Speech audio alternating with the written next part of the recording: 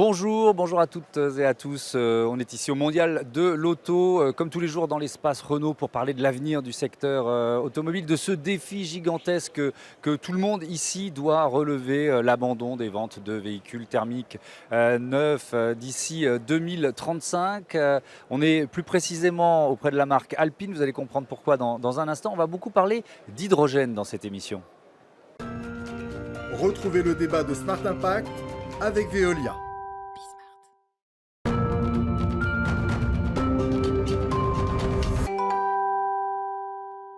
Bonjour David Olderbach, bienvenue. Vous êtes le président d'IVIA. IVIA, c'est une entreprise qui réunit Renault et l'américain Plug Power. Alors, racontez-nous, c'est d'abord quoi? L'histoire d'une ambition commune, forcément? Absolument, bonjour. Effectivement, IVIA, c'est une co-entreprise entre Renault et Plug. Et notre ambition, notre mission, c'est effectivement de remplacer des véhicules thermiques, des camions, des masters ou ce genre de véhicules, par des véhicules zéro émission à l'usage. Donc vraiment, c'est ça notre mission. Oui, va vraiment parler des véhicules utilitaires. Ici, peut-être qu'il faut quand même... On connaît Renault, on est dans l'espace Renault depuis 3 jours, et puis voilà, c'est une des marques préférées des Français. Mais Plug Power, c'est quoi cette entreprise? Alors Plug, en fait, c'est le leader américain, si ce n'est mondial, de l'hydrogène. Ils ont commencé avec des piles à combustible pour les chariots élévateurs. Et aujourd'hui, c'est quelque part le plus grand consommateur d'hydrogène au monde, puisqu'il consomme 70 tonnes d'hydrogène tous les jours. Oui, donc ça permet de donner un peu une échelle et de dire aussi l'ambition du projet. Alors, on va parler des modèles sur lesquels vous travaillez. Donc, on parle bien de véhicules utilitaires. Vous travaillez quoi sur un premier modèle là déjà aujourd'hui? Vous en êtes où?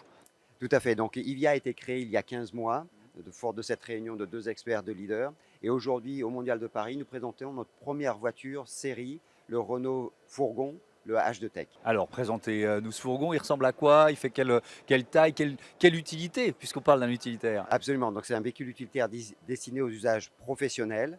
On conserve la capacité d'emport de 12 mètres cubes et d'une tonne.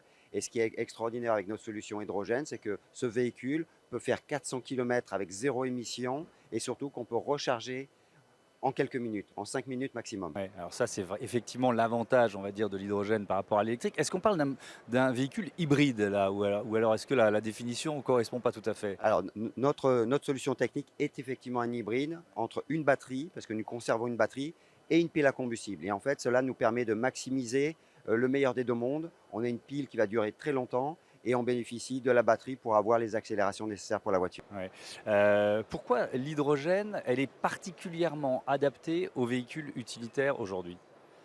Effectivement, donc l'hydrogène est adapté parce qu'elle vient compléter l'offre. Quand vous avez un client qui a un usage peu intensif, la batterie va suffire.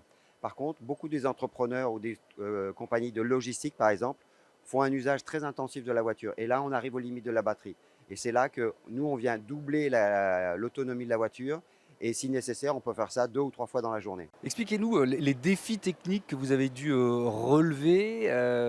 Finalement, quand on choisit l'hydrogène, c'est quoi la complexité? C'est quoi les défis à relever?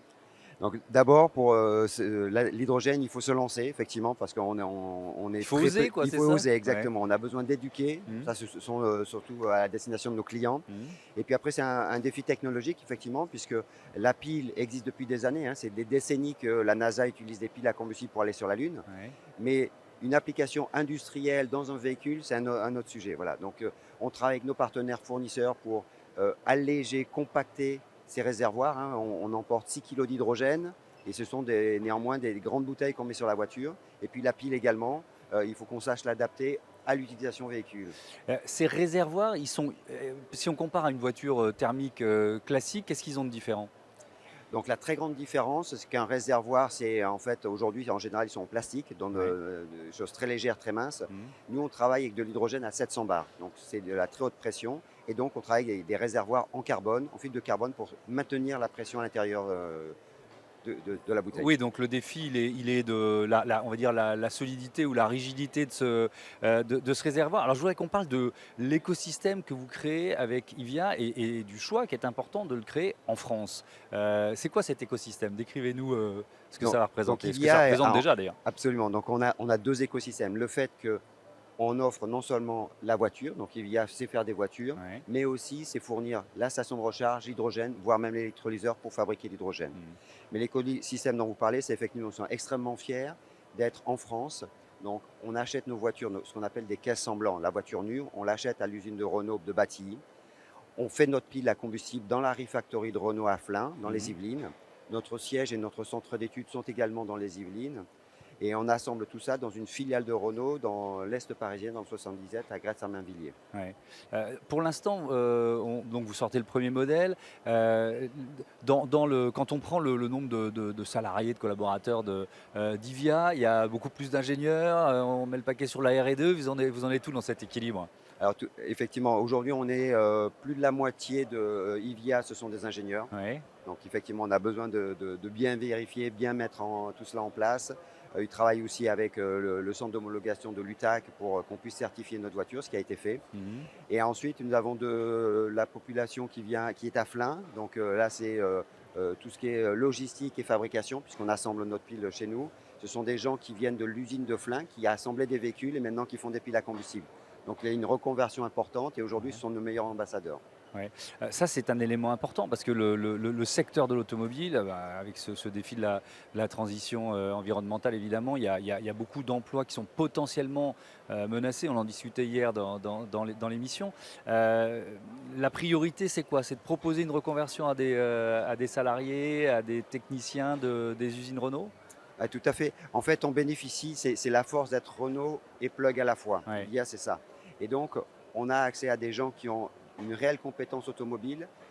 On les a aidés à changer de compétence, à ajouter une compétence qui est celle de l'hydrogène. Ils sont même partis aux États-Unis pour parfaire leur formation. Et encore une fois, maintenant, ils sont dans nos ateliers. On reçoit beaucoup de monde dans l'atelier.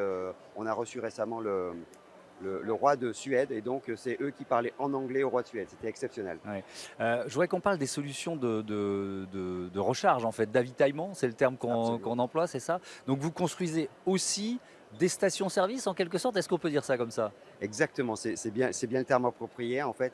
Et notre station-service, notre pompe de recharge Ouais. en fait, elle est destinée à un usage privé. C'est-à-dire nous, on s'adresse à des grandes flottes, des logisticiens, La Poste ou ces gens-là qui ont des centaines de voitures de ce type. Et à ce moment-là, au lieu d'installer une station diesel, eh bien, ils mettent une station hydrogène. Mm. D'ailleurs, qui sont vos premiers clients? Eh bien, on a annoncé en France 5 partenaires, 10 en Europe pour commencer nos pilotes, notamment donc Chronopost, Orange, Engie, Equance, Alpine et un partenaire puisqu'ils sont à Viry-Châtillon et ils font la logistique très rapide autour de leur moteur quand ils reviennent des Grands Prix s'ils ont besoin de faire d'analyse. Donc aujourd'hui, c'est un véhicule qui fait une dizaine de tonnes de CO2 par an. Avec notre partenariat, on arrivera à zéro. Ouais. On va revenir évidemment sur le partenariat avec Alpine. Ces solutions, ces stations-service, là encore, j'essaye pour bien comprendre, je fais vraiment le béotien, de comparer à une station-service classique. Qu'est-ce qu'il y a de différent? Et quel défi il faut relever là aussi pour vous? Alors le premier défi, c'est le nombre. Aujourd'hui, on est à plus de 1000 stations-service en France. Pour l'hydrogène, on a une vingtaine de stations. Ouais. D'accord. Donc là, c'est vraiment le gros challenge. Donc nous, on répond à la moitié du problème en pouvant installer des systèmes privés chez Chez vos clients, ouais. chez le client, merci. Et après, le vrai enjeu, c'est d'avoir une station qui est adaptée aux besoins. Si vous avez 10 voitures ou 100 voitures, l'infrastructure derrière la station n'est pas la même. Donc voilà, il faut qu'on sache accompagner le client pour qu'il ne fasse pas un investissement démesuré. Ouais. Ça sera, si on se projette dans un usage un peu plus grand public, c'est le même type de station que vous pourriez déployer un peu partout en France? C'est adapté à l'usage, c'est ça? C'est ça. Alors, en fait, en termes d'usage, il faut ceux qui utilisent déjà du GPL, c'est la même pareil, chose. d'accord. On branche, on verrouille le système, Ouais. on appuie sur le bouton, ça Et fait en le 5 plein. minutes, Donc, en 5 minutes, le plein est fait. exactement, Ouais. c'est très facile, c'est très sûr. Donc vraiment, en termes d'usage client, ça va être sans faille. Est-ce qu'il y a des freins même peut-être psychologiques? Vous disiez au début, il y a une part de pédagogie d'une certaine façon à faire. Absolument. En fait, on a vraiment besoin de rappeler que l'hydrogène, en fait, c'est autour de nous depuis longtemps. Dans le gaz de ville, il y a encore quelques années, dans le gaz de ville, il y avait de l'hydrogène. Ouais. Donc, dans les habitations, il y avait de l'hydrogène. Et il n'y a pas eu de problème. Donc, ça, c'est important de le rappeler. Nos voitures, elles sont certifiées. On a dû démontrer toute notre conception, notre fabrication, que tout ça est bien normé, bien vérifié. Et derrière, on a pu passer les essais avec succès. Ouais. C'est quoi les prochaines étapes pour IVIA si on se projette aller à 5 ou 10 ans? Comment vous imaginez l'avenir? Eh bien, nous, c'est d'émanciper l'hydrogène dans le monde utilitaire en Europe, clairement. Et donc aujourd'hui, on a commencé avec le Renault Master fourgon. L'an prochain, on présente ce qu'on appelle le châssis cabine, donc le frigo par exemple, Ouais. et puis un citybus de 15 personnes. Et donc ça, c'est pour dans les années qui viennent. Et un peu plus loin, on veut aller sur d'autres véhicules. Merci beaucoup. Restez avec nous. On va maintenant parler effectivement de ce partenariat avec la marque Alpine.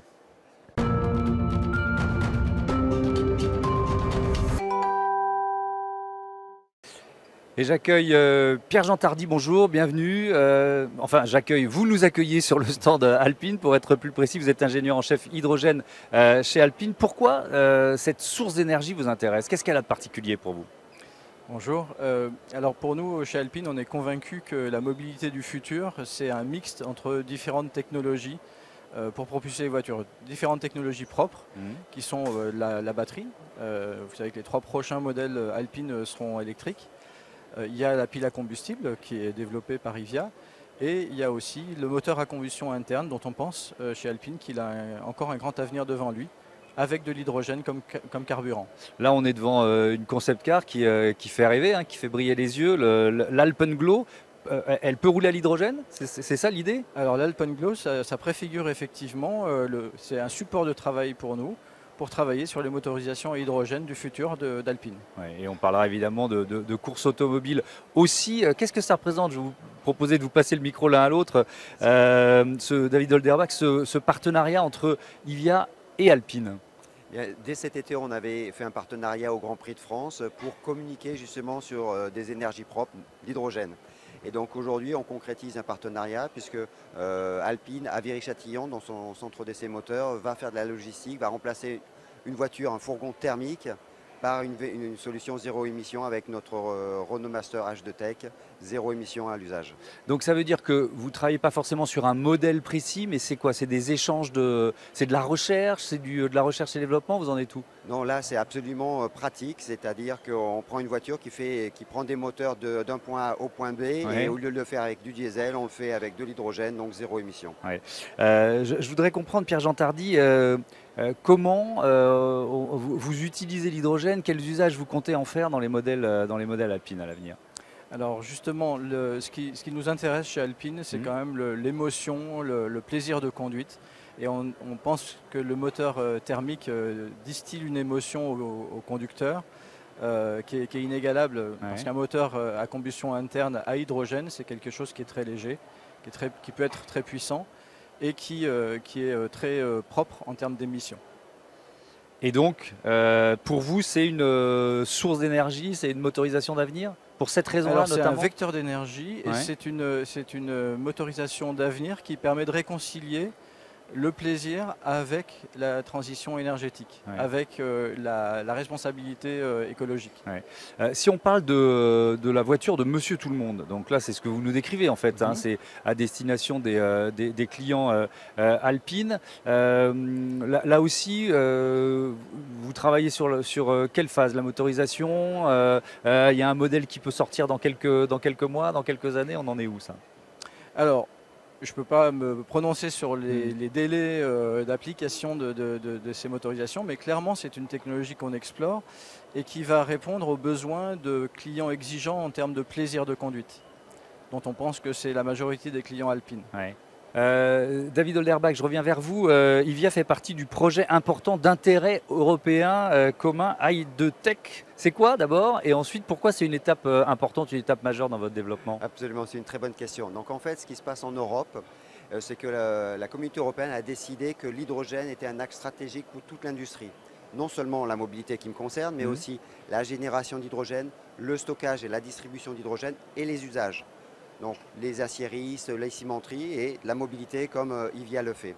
Et donc Ivia a été retenu parmi les 10 projets français, donc c'est le gouvernement français qui nous aide, qui nous subventionne pour qu'on puisse développer de nouveaux véhicules de manière rapide et efficace, pour qu'on puisse en faire bénéficier tout le marché européen.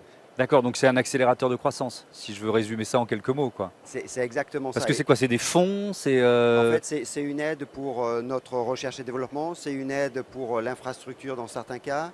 Il y a des entreprises qui font de l'électrolyse, donc de la génération d'hydrogène.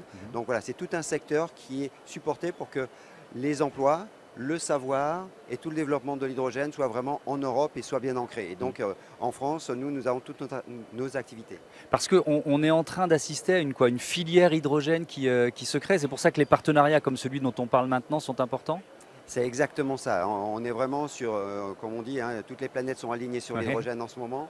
Et en fait, c'est ça qui va nous permettre d'émanciper le réseau de distribution de l'hydrogène public et privé, d'avoir des stations de recharge et après d'avoir des usages qui sont similaires avec l'hydrogène, mais différents dans la façon dont on l'utilise. Ouais. Pierre-Jean Tardy, il faut repasser le micro à chaque fois, vous nous avez détaillé un peu les différentes utilisations possibles, enfin les motorisations possibles et puis les utilisations possibles de l'hydrogène. C'est quoi les avantages? Si moi je me mets au volant d'une Alpine qui roule à l'hydrogène, qu'est-ce que je vais ressentir?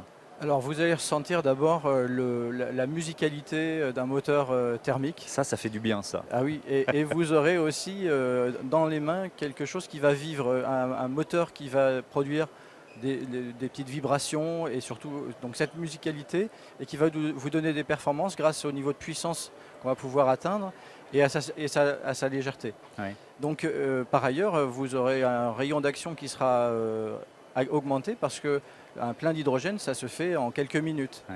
Donc on pourra aller loin avec une voiture à hydrogène. Ouais. Donc c'est bien adapté à cette notion de plaisir dont on parle, l'hydrogène? Ah, complètement, pour faire du circuit. Mais vous savez, on y travaille non seulement pour la voiture de série du futur, Ouais. mais on commence aussi par la partie compétition.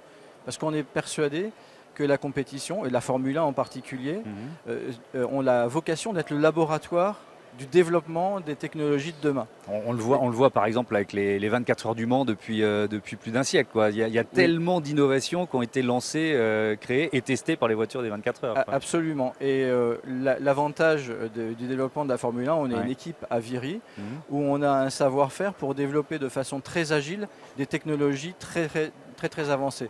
Et ces technologies, elles ont pour vocation d'alimenter les voitures de série du futur. Ouais. David Olderbach, on parlait de musicalité ou d'acoustique. Qu'est-ce qu'elle a de particulier, la musicalité d'une voiture à moteur hydrogène? Eh bien, effectivement, entre la solution de Pierre-Jean chez Alpine, donc de la combustion d'hydrogène et la pile à combustible, il y a un écart significatif.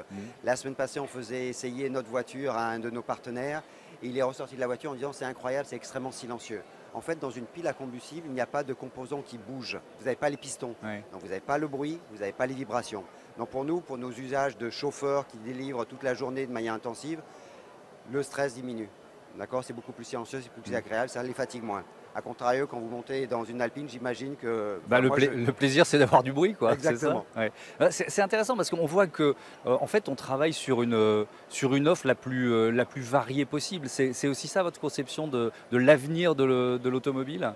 Alors absolument. En fait, nous, chez Evia, notre préoccupation, c'est les usages clients. Ouais. Donc on cherche bien à comprendre comment, de quelle façon ils utilisent, à quelle vitesse, quel poids, combien d'arrêts ils font. Et en fonction de ça, c'est comme ça que nous sommes arrivés avec Renault sur le besoin d'avoir une pile à combustible. La batterie a des grandes possibilités, mais a des limites aujourd'hui.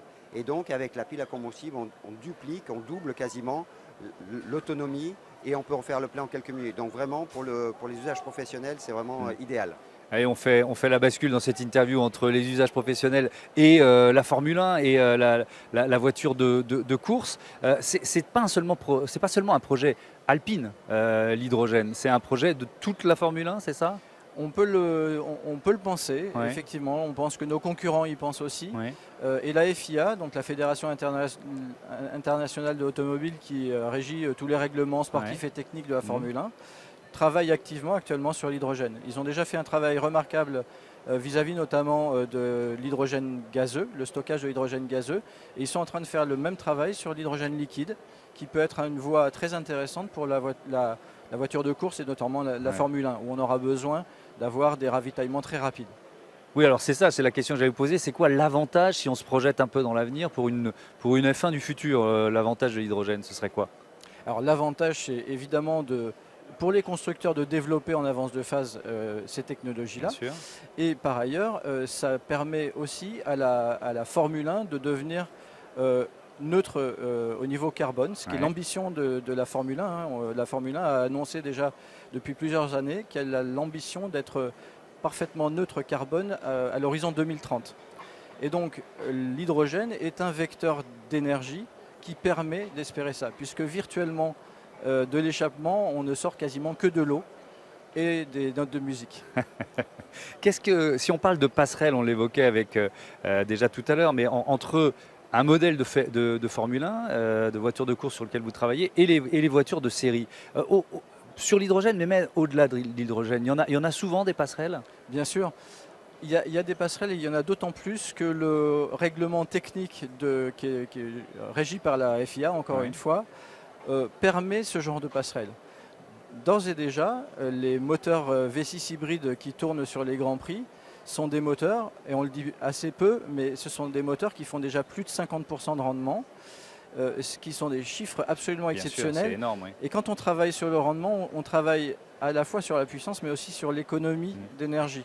Donc quand on parle de rendement, peut-être qu'il faut être un tout petit peu technique, ça veut dire quoi? Et en fait, ça veut dire qu'on a une quantité d'énergie embarquée dans la voiture et on doit en faire le meilleur usage pour aller le plus vite possible. Mais faire du rendement, ça veut dire pour une quantité d'énergie donnée, je vais produire soit le plus de puissance donnée, soit aller le plus loin possible. Et donc c'est exactement la même problématique que sur les voitures de série. Bien sûr. Je vous repasse le micro de Holderbach. Cette histoire de rendement, c'est aussi un argument favorable à l'hydrogène? Absolument. Nos clients sont des gens pour qui le coût d'utilisation de la voiture est d'ordre 1 pour leur entreprise. Donc pour eux, clairement, quand ils allument le chauffage, ils n'ouvrent pas les fenêtres. Donc eux, quand ils allument le chauffage, ils ferment les fenêtres pour qu'il y ait un bon rendement. Donc nous, c'est pareil avec l'hydrogène. On a avec une pile à combustible des rendements qui sont supérieurs à 50% à l'usage. Et donc, c'est extrêmement bénéfique. Et puis, un autre bénéfice de la pile, c'est que quand on fait le cycle complet de la voiture, à savoir la fabrication, l'usage et son recyclage, là encore, l'ensemble de la voiture, et on divise par 3 l'impact sur l'environnement. Pourquoi c'est un défi collectif, le défi de l'hydrogène? Il y a votre entreprise IVIA, on l'a dit, c'est une co-entreprise entre Renault et Plug Power. Là, il y a le partenariat avec Alpine, qui est évidemment une des marques phares de Renault. En quoi le fait d'être plusieurs permet d'avancer plus vite? Est-ce que vous pourriez y arriver sans cette dimension d'écosystème dont on parlait? Absolument pas, absolument pas. Aujourd'hui, on est clairement dans une ère pionnière où en fait beaucoup d'entrepreneurs se lancent dans le secteur, que ce soit pour la génération, la distribution ou les usages. Et donc plus on va arriver à avoir une taille critique. Il faut qu'on ait suffisamment d'hydrogène pour la mobilité et pour les autres industries. Et donc, quand j'entends que Alpine va brûler l'hydrogène pour faire de belles voitures de sport, moi je suis enthousiaste parce que du coup, on va devoir fabriquer davantage d'hydrogène vert. Oui, et puis les conducteurs d'utilitaires, ils sont aussi fans de Formule 1. Donc, absolument. Donc absolument. Ça va de pair. Je voudrais qu'on revienne un peu sur les challenges à relever. Alors là, vraiment, les challenges techniques autour des voitures à hydrogène. On l'a un peu évoqué avec David Holderbach. Je voudrais entendre votre expertise là-dessus. Peut-être sur le stockage pour commencer. C'est quoi le principal challenge à relever? Alors l'hydrogène a énormément d'avantages. Il a un inconvénient, c'est que c'est la molécule la plus petite de l'univers. C'est très très fin, très très léger. Okay.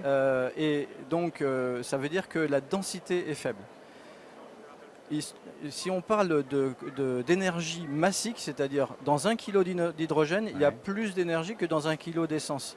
Mais pour stocker 1 kg d'hydrogène, il faut beaucoup plus de volume que pour stocker 1 kg d'essence.